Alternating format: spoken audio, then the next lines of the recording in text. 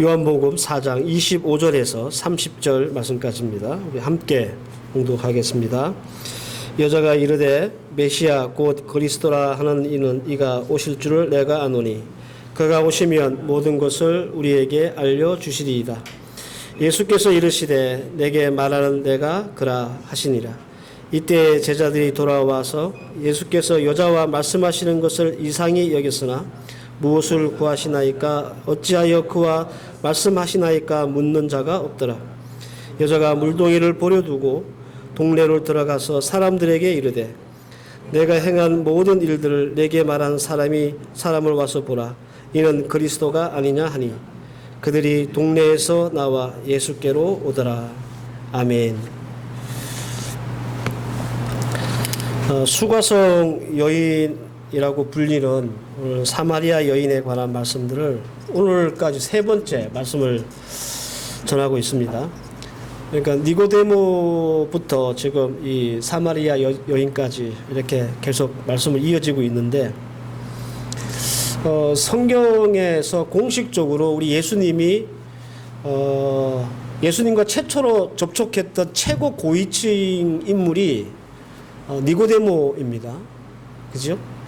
이에 반해서 사마리아 여자는 예수님이 이제 공생을 하면서 최초로 만났던 최하위 계층이에요.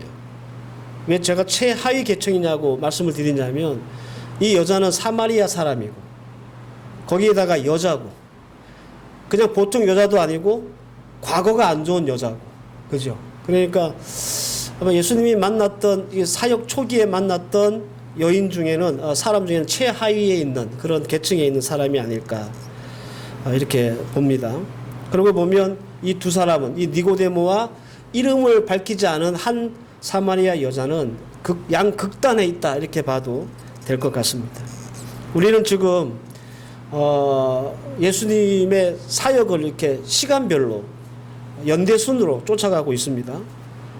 예수님이 이제 공적 생애를 시작하시면서 처음 맞이하셨던 유월절이 이제 됐고 이 유월절에 관련된 예수님의 사역과 생애를 우리가 쫓아가고 있는 중이에요. 제가 이렇게 예수님의 사역을 시간별로 이렇게 말씀을 앞으로 쭉 드리려고 했던 이유는 여러분들이 이 설교를 통해서라도 또 예수님의 사역이나 생애를 좀 체계적으로 잘 알고 그리고 또 말씀의 교훈들을 충분히 좀 받았으면 좋겠다라고 하는 마음 때문입니다. 어쨌든 예수님이 공생애를 시작하면서 처음 맞이하셨던 이 유월절은 평범하지 않았습니다. 뭐 유월절 첫날부터 그냥 뭐 예수님이 성전에 들어가셔가지고 막 뒤엎어버리는 바람에 예수님의 존재가 갑자기 싹 이렇게 부각이 됐죠. 덕분에 예수님은 이 첫 유월절을 기점으로 해서 많은 적들이 생겼어요. 그전에는 적이 없었어요. 예수님을 욕하는 사람도 없었고 공격하는 사람도 없었어요. 그런데 이제 이 유월절을 기점으로 해서 예수님은 많은 사람들에게 공격을 받았고 적이 생기게 되었습니다. 어쨌든 첫 번째 맞이했던 이 유월절은 말도 많고 탈도 많았던 유월절이 되었습니다. 예수님은 얼마간 더 이 예루살렘과 유다 지역에 다니시면서 사역을 하시다가 다시 고향인 또 원래 그 사역의 중심지였던 갈릴리로 돌아가시게 됩니다. 그런데 갈릴리로 돌아가실 때 그냥 평범한 길로 가지 않으셨어요. 통상적으로 다니는 길이 아니었습니다. 사마리아를 거쳐서 이렇게 갈릴리로 가시고자 고집을 피우셨죠. 그래서 도착한 곳이 수가라고 하는 동네였다라고 말씀을 드렸습니다. 그러니까 당연히 이제 우리가 이 사마리아 여인에 대한 말씀을 접하면 의문이 생기는 거죠. 왜 도대체 예수님은 평상시 다니던 길이 아니라 사마리아 길로 가셨는가? 그리고 왜 예수님은 이 사마리아 여자랑 대화를 하셨는가? 오늘 우리가 읽었던 본문 말씀을 보세요. 제자들이 예수님이 그 사마리아 여자와 대화 나누는 것을 이상히 여겼다 이렇게 얘기하잖아요. 이게 평범하게 일어날 수 있는 일이 아니는 거예요. 유대 남자는 사마리아 여자한테 말도 걸리지도 않고 서로 대화할 일도 없어요. 특별한 일이라는 겁니다. 이런 궁금증을 가지고 이 사마리아 여인에 대한 두 번의 말씀을 전했습니다. 오늘은 세 번째 말씀으로 내가 그라라고 하는 제목으로 그동안 우리가 궁금해했던 이 사마리아 여인에 관한 말씀의 주제로 한 발짝 더 들어가 보도록 하겠습니다. 잠시 우리가 지난주 말씀으로 돌아가 보면 사마리아 여자와 예수님과의 대화가 깊어질수록 이 여자는 예수님을 바라보는 시각이 바뀌었다고 그랬어요. 그죠? 처음에 물을 뜨러 우물가에 왔을 때는 예수님이 어떤 사람으로 보였습니까? 그냥 낯선 남자. 그러다가 물을 달라고 하는 예수님의 소리를 듣고 이 사람이 유대 남자라는 사실을 알게 돼요. 그리고 나중에 어떻게 됩니까? 남편 데리고 와라 라고 했을 때 남편 없습니다 라고 하니까 네 말 맞다. 너 남편 5이 있었지? 이렇게 예수님이 얘기하심으로 인해서 이 여자가 예수님을 어떻게 바라보냐 하면 이 사람은 그냥 보통 유대 남자가 아니고 선지자네 이렇게 바라보게 되는 거예요. 그리고 오늘 말씀 29절 말씀을 보면 내가 행한 모든 일을 내게 말한 사람을 보라. 이는 그리스도가 아니냐. 여러분들 예수님을 바라보는 시각이 최종적으로 뭘로 바뀌냐 하면 그리스도로 예수님을 보게 되는 거예요. 이 예수님을 바라보는 시점이 변하고 있다는 사실을 기억하셔야 합니다. 한번 따라가 볼까요? 왜 무슨 일이 있어서 이 여자의 시각이 바뀌었을까? 낯선 남자에서 이 예수님을 유대 남자로 보게 된 계기가 뭡니까? 예수님이 그에게 물을 좀 달라고 했을 때, 그죠? 그냥 말투를 딱 들어보니까 일단 이 사람이 유대 남자야. 그래서 이 사람은 유대 남자구나 알게 됐다는 말이에요. 그러면 유대 남자에서 선지자로 보게 된 계기가 뭐예요? 예수님이 남편 데리고 와라 라고 했을 때 그때 이 여자가 예수님을 보는 시각이 또 한 번 바뀌죠. 나한텐 남편이 없습니다 라고 하니까 그래 네 말 맞다. 너 남편 5이 있었지만 지금 사는 남편도 네 남편이 아니다 라고 하는 말씀을 듣고 이 여자가 그냥 팍 꽂힌 거예요. 이 사람이 그냥 보통 사람은 아닌데 어떻게 내가 말하지 않은 과거를 이렇게 잘 알고 있지? 그래서 선지자로 보게 되는 거예요. 이 여자가 얘기하잖아요. 내가 보니까 당신은 선지자입니다. 자, 그러면 이 여자의 시각이 왜 선지자에서 그리스도로 바뀌었는가라는 겁니다. 도대체 어떤 결정적인 계기가 있었길래 이 여자가 예수를 그리스도로 이렇게 보게 됐는가라는 겁니다. 우리가 이걸 알려면 지난주처럼 이 사마리아 여자와 예수님이 나눴던 대화를 조금 더 따라가 봐야 돼요. 여자가 예수님께 예배에 대해서 묻잖아요. 그죠? 예배에 대해서. 이 질문을 받고 예수님은 정말 이 여자가 알아들을 수 있는 수준에서 열정적으로 쉽고 간단하게 최선을 다해서 예배에 대해서 설명을 해 주셨어요.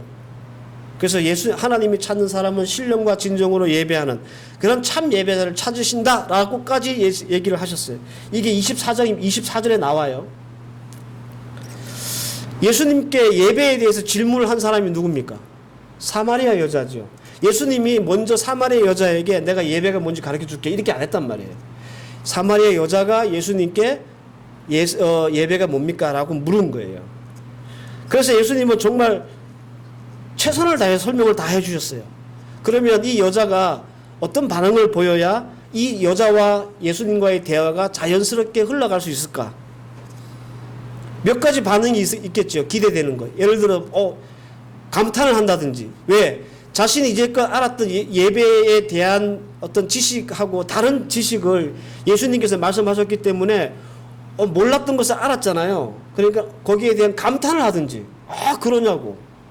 아니면 다짐을 하든지. 왜? 예수님이 참 예배가 뭔지 가르쳐 주셨으니까 그럼 나도 이제 앞으로 참 예배를 드리겠습니다 라고 다짐을 하든지. 그것도 아니면 추가로 질문을 하든지.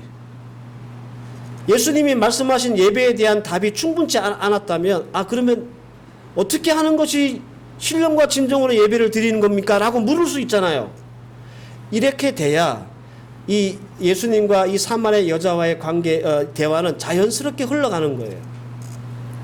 그런데 예수님이 열정적으로 예배에 대해서 답을 해주셨는데 불구하고 먼저 질문했던 이 사마리아 여자의 이 반응이 시큰둥하다는 거예요.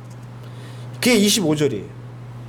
여자가 이르되 메시아 곧 그리스도라 하는 이가 오실 줄 내가 아느니 그가 오시면 모든 것을 우리에게 알려주시리라. 이 뭔가 이 대화에 어떤 흥미를 갖는다든지 관심을 갖는다든지 그래서 더 대화가 진행될 수 있는 여지가 보이는 게 아니라 왠지 모르게 이 여자가 이 대화를 빨리 끝내고 싶은 그런 뉘앙스가 훨씬 더 강해요. 이게 무슨 뉘앙스냐면 이런 거예요. 지금 예수님께서 영과 진리에 대한 예배를 저한테 말씀해 주셨는데 나중에 메시아가 오시면 우리한테 다 알려주시겠죠. 그때 되면 다 알겠죠. 요렇게 응수를 한 거예요. 이렇게 예배에 대한 대화가 끝났습니다. 더 이상 이제 예배에 대한 대화가 없어요. 그런데 이 여자의 이 반응을 보니까 예수님께서 이 여자에게 예배에 대해서 가르쳐 주셨다고 해서 예수님을 그리스도로 본 게 아닌 거죠. 그죠? 그런 게 안 나오잖아요. 예수님한테 예배에 대해서 배웠기 때문에 이 여자가 예수님을 그리스도로 보게 되었다? 이게 아니에요. 그 여자의 눈에는 여전히 이 사람은 내 과거를 꿰뚫고 있는 아주 신기한 사람, 선지자, 그 정도밖에 아니었다라는 겁니다. 그런데 반전이 어디서 일어나냐면 예수님이 대답하셨을 때 반전이 일어납니다. 예수님이 뭐라고 합니까? 이런 말 26절 말씀을 좀 풀어서 드리면 이런 거예요. 너한테 지금 말하고 있는 내가 바로 네가 얘기했던 바로 그 그리스도다. 내가 그라라고 하는 말은 에고 에이미라고 하는 말이에요. 이게 헬라어로 그 사람이 나다라는 뜻이에요. 네가 말하는 그리스도가 지금 너한테 말하고 있는 나다. 그렇지. 이 한마디밖에 안 했는데 예수님이 마치 자동차가 급발진을 일으키듯이 갑자기 이 여자가 막 물 항아리를 버려두고 막 동네로 들어가가지고 내가 이 그리스도를 만났다고 와보라고 막 그러는 거예요. 너무 좀 생뚱맞지 않습니까? 네가 얘기하는 그 그리스도야 라고 예수님이 그냥 짤막하게 대답을 했는데 그 한마디에 꽂혀가지고 이 여자가 예수님을 그리스도로 바라봤다? 근거가 부족하지 않습니까?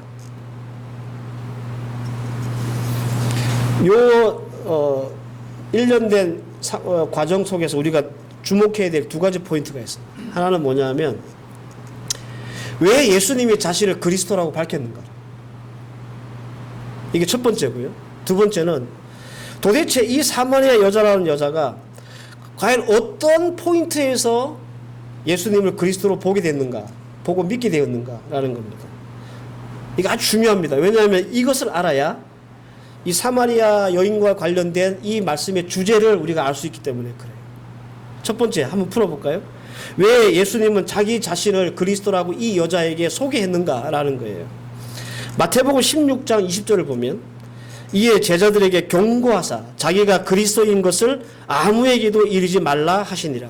예수님은요 사역 처음서부터 이제 거의 마지막이 될 때까지 제자들에게 경고한 게 안에 있어요. 그게 뭐냐면 예수님을 그리스도로 다른 사람한테 얘기하지 말라는 거예요.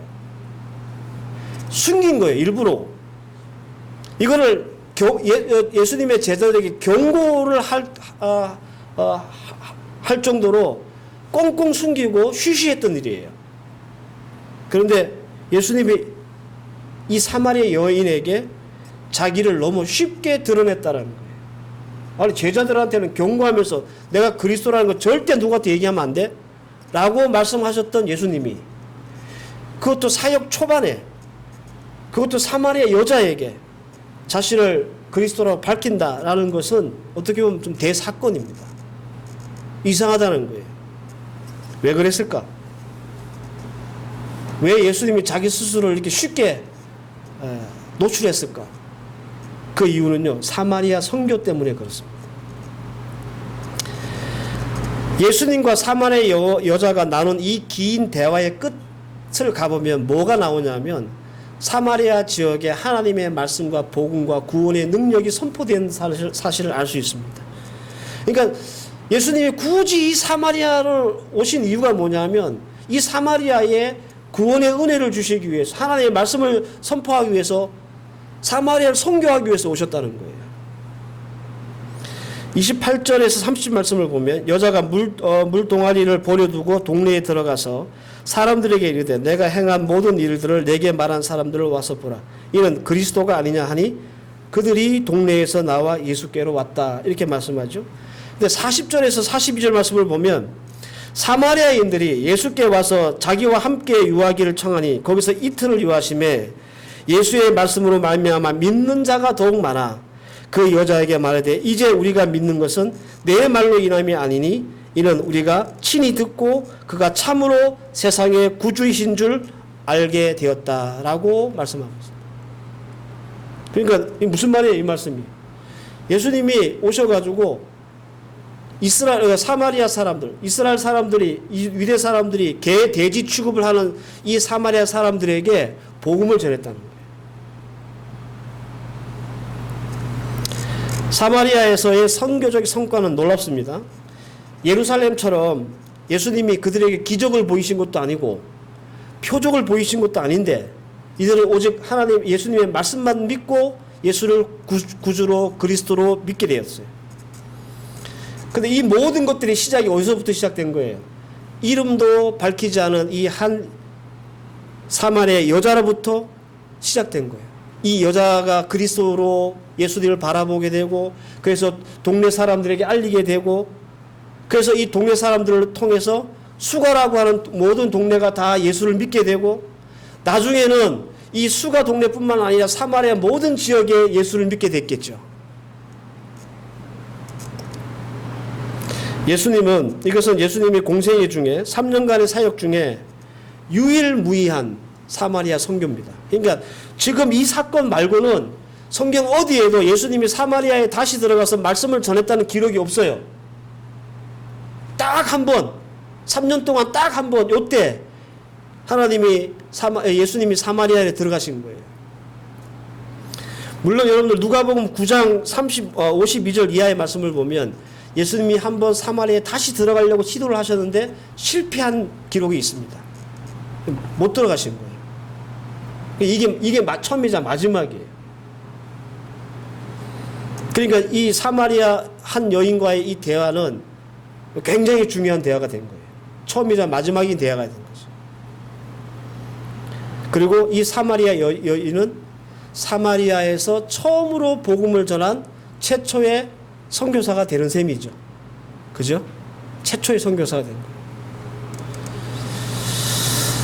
이렇게 예수님께서 굳이 사마리아까지 가셔서 말씀을 전하고 선교하신 이유 설명을 드렸습니다.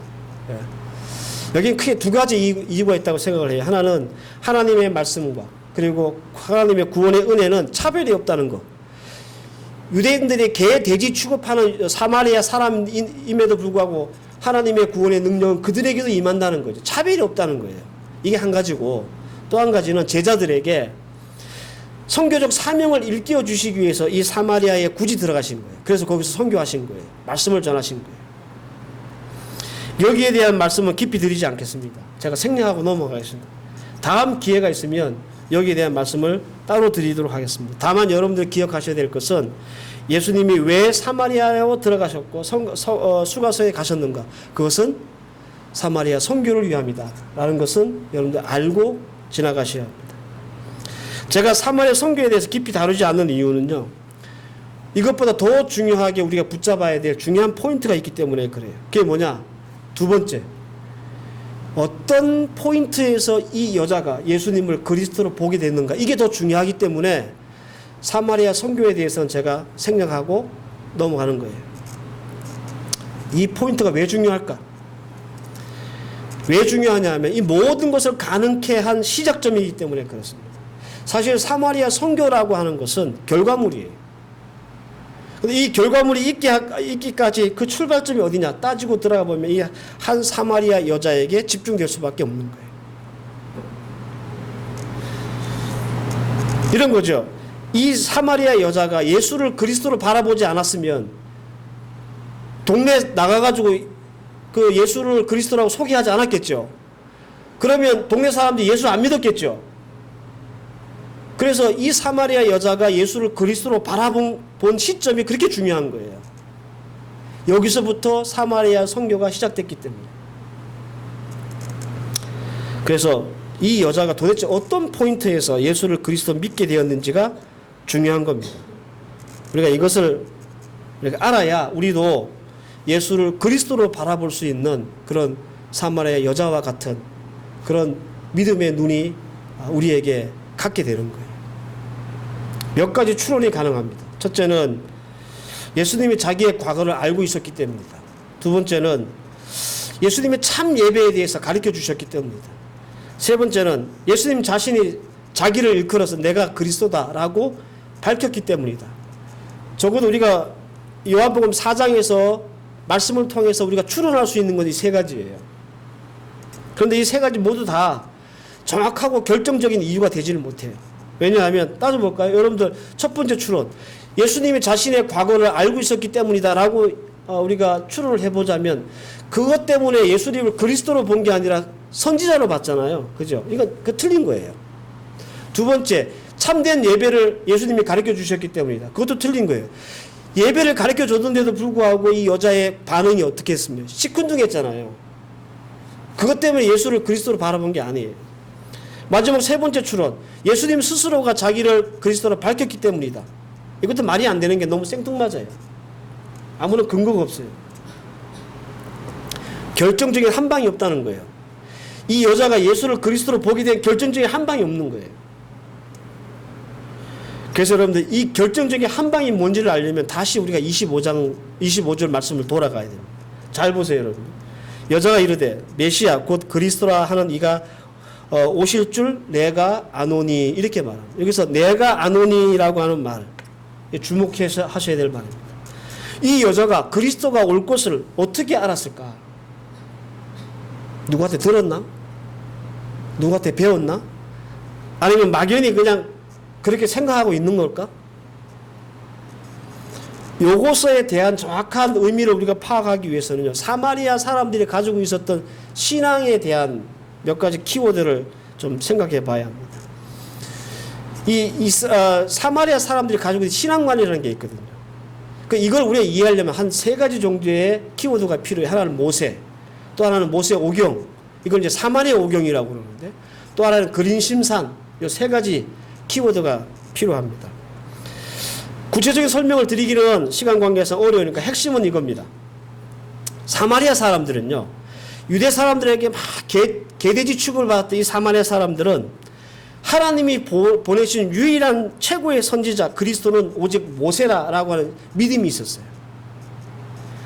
그래서 모세가 쓴 오경, 창세기, 출애굽기, 레위기, 민수기, 신명기 이 5권의 성경, 이것만 하나님의 말씀으로 믿었어요. 이걸 뭐라고 그러냐면 사마리아 오경이라고 그래요. 그래서 모세가 쓴 오경 중에 신명기에 이런 말씀이 있습니다.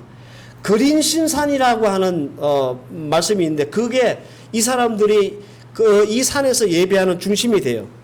신명기 11장 27절 말씀에 내 하나님 여호와께서 내가 가서 차지할 땅으로 너를 인도하여 드릴 때에는 너는 그린신산에서 축복을 선포하여 하고 에발산에서 저주를 선포하라. 이 말씀이 신명기 나와요. 그래서 이 사람들은 오직 신명기만 모세 오경만 하나님의 말씀을 믿기 때문에 이들이 어디에서 예배를 드렸느냐 하면 그린신산에서 예배를 드린 거예요. 사마리아 여자가 아무 생각 없이 예수님께 예배에 대해서 질문한 게 아니라는 거예요.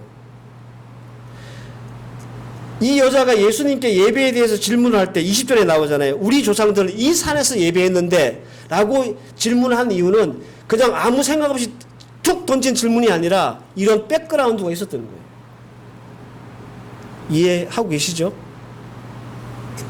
자, 이렇게 따져보면 이 여자가 예수님께 예배에 대해서 했던 근거가 어디에서 나오는 겁니까?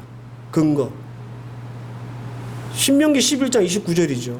그죠? 이거를 근거해서 예수님께 예배에 대해서 물었던 거예요. 또 하나, 신명기 이런 말씀이 있습니다. 신명기 18장 15절. 내 하나님 여호와께서 너희 가운데 너희 형제 중에서 너희를 위하여 나와 같은 선지자 하나를 일으키시리 너희는 그들의 말을 들을지니라. 이 여자가 내가 안다 그랬잖아요. 그리스도가 올 줄 내가 안다. 내가 안다고 얘기할 수 있었던 근거가 어디냐면 이 신명기 18장 15절이에요. 모세가 그렇게 얘기했거든. 나중에 너희들 가운데 나와 같은 모세와 같은 선지자가 일어날 것이다. 너희들은 그 사람 말을 들어라. 모세가 그렇게 얘기했단 말이에요. 그런데 하나님이 보내신 유일한 선지자이고 최고의 선지자이고 그리스도라고 믿었던 모세가 그렇게 얘기하니까 이 사람들 그걸 믿고 있었던 거예요. 아, 모세와 같은 그리스도가 나타날 것이다. 그러니까 내가 안다라고 얘기했던 이 여자가 안다고 했던 근거는 또 어디 있습니까? 하나님의 말씀이죠. 그죠? 신명기 18장 15절. 이 사마리아 여자가 모세와 같은 선지자가 일어날 것을 말씀을 통해서 알게 되었다. 그런 말입니다. 그런데 예수님이 모세가 말한 그 선지자가 나다! 라고 하니까 이 여자의 입장에서는 자신이 알고 있던 말씀, 신명기 18장 15절의 말씀을 자기 눈으로 지금 본 거잖아요. 그래서 이 여자가 갑자기 예수님을 그리스도로 보게 된 거예요. 말씀을 눈으로 보고 만나니까 그동안 선지자로만 알고 있었던, 일반적인 선지자로만 알고 있었던 예수가 그리스도로 보여지게 되고 믿게 되었다. 그런 말입니다. 이게 무슨 말인지 좀 헷갈리실 거예요. 그래서 제가 이걸 어떻게 이해를 시킬까 고민을 하다가 이게 정확하게 맞는 비유인지는 모르겠지만 제가 예전에 여기 우리 저와 함께 필리핀에서 있었던 후배 목사님 한 분 계세요. 백 목사님이라고. 이분이 미국으로 유학을 가셨어요. 지금도 미국에서 이제 계신데 달라스로 가신다는 거예요. 그래서 이제 그 얘기를 저한테 하셨어요. 그래서 제가 그랬죠. 달라스에 내 불알 친구가 있다. 얘기를 해준 거예요. 그러고 말았어요. 이 친구는, 제 후배 목사님은, 미국 달라스에 원 목사님 불알 친구가 거기서 이민가 사유도 있구나. 이걸 알고 있었던 거죠. 근데 어느 날, 이 백 목사님이라는 제 후배랑 제 불알 친구인 이 친구가 만난 거예요. 제 친구가 이 카센터를 하고 있거든요. 근데 이 목사님이 차 고치러 왔다가 차 고치는 동안 두런두런 얘기할 거 아닙니까? 그래서 어디서 오셨냐 뭐 이런 얘기를 하다가 나 필리핀에서 왔다고. 그러니까 제 친구가 그랬던 거예요. 필리핀에 내 친구 하나 있는데 이렇게 된 거예요. 그러다가 그 친구가 내가 된 거죠. 그 백 목사님 입장, 이제 후배 목사님 입장 얼마나 놀랐겠습니까? 그죠? 목사님이 얘기했던 그 친구가 이 친구네. 말만 들었다가 눈으로 본 거예요.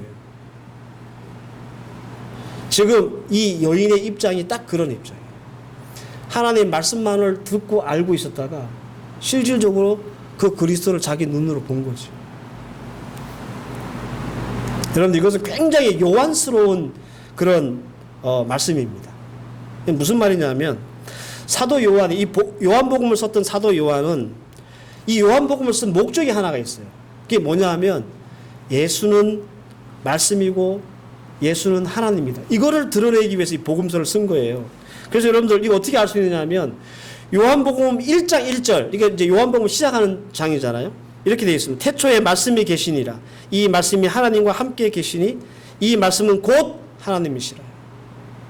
요한복음의 말씀이 이렇게 시작돼요. 그런데 요한계시록 앞쪽에 요한 1, 2, 3서가 있잖아요. 요한 1, 2, 3서에 요한 1장 1절에도 비슷한 말씀이 있어요. 태초에 있는 생명의 말씀에 관하여는 우리가 들은 바요, 눈으로 본 바요, 자세히 보고 우리의 손으로 만진 바라.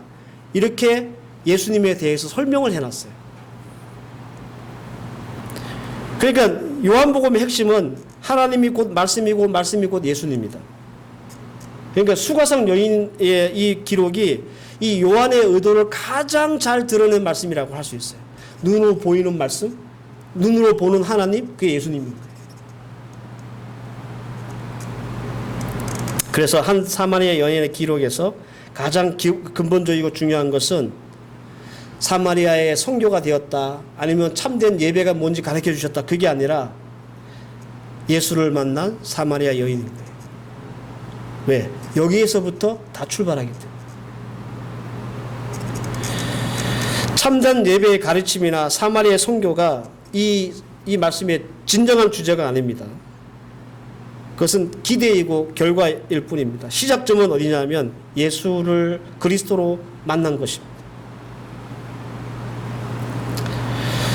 이전에 우리가 니고데모에 대한 말씀을 나눴어요. 여러분들 이 한 사마리아 여자 말고 그 전에 예수님을 만난 사람들 있잖아요. 예루살렘에서. 그죠? 이들은 예수님의 표적을 보고 예수를 만난 사람들이에요. 그런데 예수님이 자신의 표적을 보고 예수를 믿었던 사람 보고 뭐라 그랬냐면 나는 그 사람들 안 믿어. 이렇게 얘기하셨단 말이에요. 요한복음 2장 24절에 나와요. 그들은 예수를 그리스도로 만난 게 아니에요. 그들은 예수를 그리스도로 만나지 않고 그냥 기적과 이적으로 만났어요. 신비로 만났어요. 그래서 그 신비를 더 이상 보이지 못하면 예수를 그리스도로 안 보는 거예요. 그래서 예수님이 그들을 믿지 않았던 거예요. 근데 여러분들 예수님을 말씀으로 만나잖아요. 그럼 그리스도로 보여요. 쉽게 설명드리면 이런 겁니다. 여러분들 예수님이 나에게 기적을 보여주셨기 때문에 내가 예수님을 믿는 게 아니라는 거예요. 예수님이 우리의 생업, 우리의 마트, 우리의 자녀들 잘 되게 해주셨기 때문에 내가 예수를 그리스도로 보는 게 아니라는 거예요. 믿는 게 아니라는 거예요. 이거는 예수를 그리스도로 볼 수 없습니다. 이런 식으로 우리가 믿음 생활하면 예수를 그리스도로 볼 수 없어요. 내가 말씀을 지킴으로써 믿음이 생기는 것을 우리가 예수를 말씀으로 만난다고 이렇게 얘기하는 거예요. 쉬운 예를 하나 들어드리면 누가복음 6장 35절 말씀이에요. 오직 너희는 원수를 사랑하고 선대하며 아무것도 바라지 말고 꾸어주라. 그리하면 너희 상이 클 것이요 라는 말씀이 있습니다. 누가복음 6장 38절 말씀에도 주라. 그리하면 너희에게 줄 것이니 곧 후히 되어 누르고 흔들어 넘치도록 하여 너희에게 안겨주시리라. 이게 하나님의 말씀이에요. 근데 우리가 이 말씀을 두 가지로 이해할 수 있어요. 하나는 내가 큰 상을 받으면 큰 상을 주겠다고 하셨으니까 내가 큰 상을 받으면 내가 원수도 사랑하고 그 원수에게 선대하는 것, 이런 경우 하나 있고요. 내가 원수를 사랑하고 그에게 선대를 하니 하나님이 내게 큰 상을 주시는 것, 이게 두 번째예요. 근데 어느 쪽이 말씀으로 예수를 만나는 케이스냐면 두 번째 케이스. 하나님이 나한테 큰 상을 줬기 때문에 내가 원수를 사랑하고 원수를 선대하는 게 아니라 내가 원수를 선대하고 원수를 사랑하니까 하나님이 그제서 나에게 큰 상을 베푸시는 것을 내가 체험하는 것. 그게 말씀으로 예수를 만나는 것이고 말씀으로 그리스도를 보게 되는 거예요.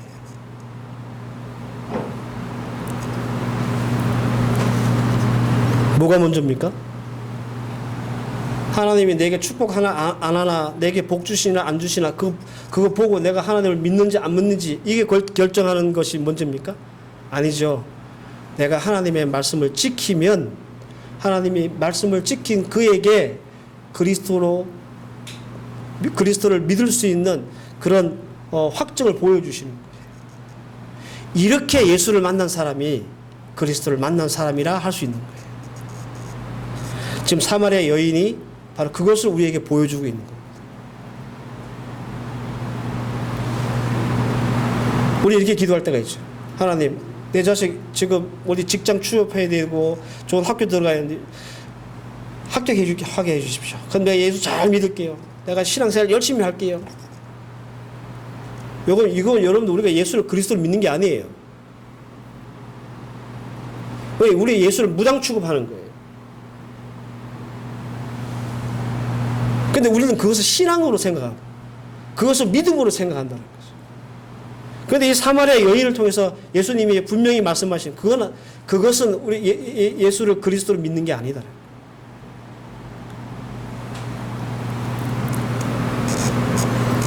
저와 여러분들 오늘 하나님 앞에 예배하고자 이 자리에 모였습니다. 그래서 우리 질문해 봐야 돼요. 오늘 말씀 앞에서 나는 말씀으로 예수를 만난 사람인가? 아니면 예수를 만난 척 하는 사람인가? 내가 예수를 믿는다고 하고 오랫동안 교회를 다니고 예배를 드리는 행위를 했는데 나는 이 여인처럼 말씀으로 예수님을 만난 사람인가? 그래서 나도 이 예수님을 그리스도로 바라보는 사람인가? 아니면 그런 척만 하다가 10년, 20년 세월을 보내고 있는 사람인가? 이 질문을, 이 도전을 이 사마리아 여인이 우리에게 좀 하고 있다는 거예요. 정말 중요합니다, 여러분. 내가 말씀으로 예수를 만나는 게 정말 중요해요. 왜 중요한지는 다음 주에 말씀을 드릴게요. 하지만 오늘 여러분들 이 말씀을 분명히 붙잡으시길 바랍니다. 말씀이, 하나님의 말씀 있잖아요. 이 말씀이 여러분들을 작동하게 만들어야 돼요. 이게 말씀으로 예수를 만나는 사람들의 모습이에요. 이 하나님의 말씀이 하나님의 말씀에 여러분들이 끼워 맞추는 삶을 살아야 돼. 이게 하나님이 이 말씀으로 예수를 만나는 사람들의 모습이에요. 오늘 이 말씀 듣고 또 이제 일주일 동안 여러분들 세상에서 삶의 현장에서 열심히 치열하게 사실 겁니다. 근데 그 말씀이 나를 작동하고 나를 이끄는지, 내가 하나님의 주신 말씀을 맞춰서 내 삶을 살려고 하는지 아닌지, 여기에 따라서 내가 말씀으로 예수님을 만난 사람인지 아닌지가 결정돼요. 근데 중요한 것은 오늘 이 말씀은 사마리아 여인처럼 말씀으로 예수님을 만나는 사람이 되기를 우리에게 도전하고 있다는 거예요. 오늘 예배 드리고 내가 해야 할 모든 종교적인 신앙적인 행위는 다 끝났구나 딱 접어놓고 또 여러분들이 어떤 살아야 될 세상적인 삶을 사시는 게 아니라 이 말씀이 계속 끈덕지게 나를 괴롭히고 나를 이끌어가고 갈등하게 만드는 삶을 살아야 그게 여러분들 우리가 말씀으로 예수를 만나는 삶이 되는 겁니다. 오늘 한 주간 동안 이 말씀 곱씹고 또 곱씹으시길 바라요.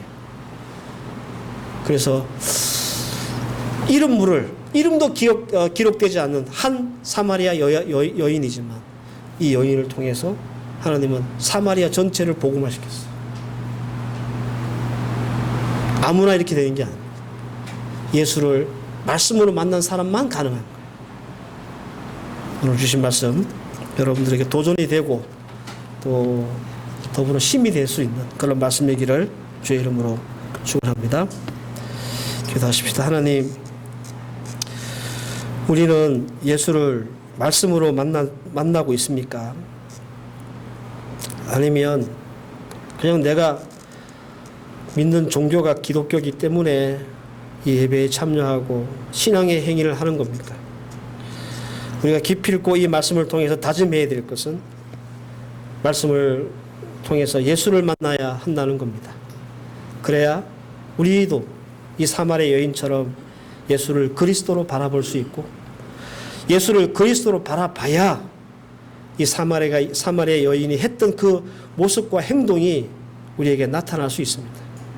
오늘 주신 말씀이 우리에게 도전되게 하시고 오늘 이 예배를 통해서 우리의 모든 신앙의 행위가 그냥 덮여지고 말씀과는 전혀 다른 삶이 일주일 동안 이루어지는 것이 아니라 이 말씀이 끈질기게 우리를 괴롭히고 갈등하게 만드는, 그래서 우리 또한 사마리아 여인처럼 말씀으로 예수를 만날 수 있는 그런 믿음의 종들 되게 해 주시옵소서. 예수님의 이름으로 기도하옵나이다. 아멘.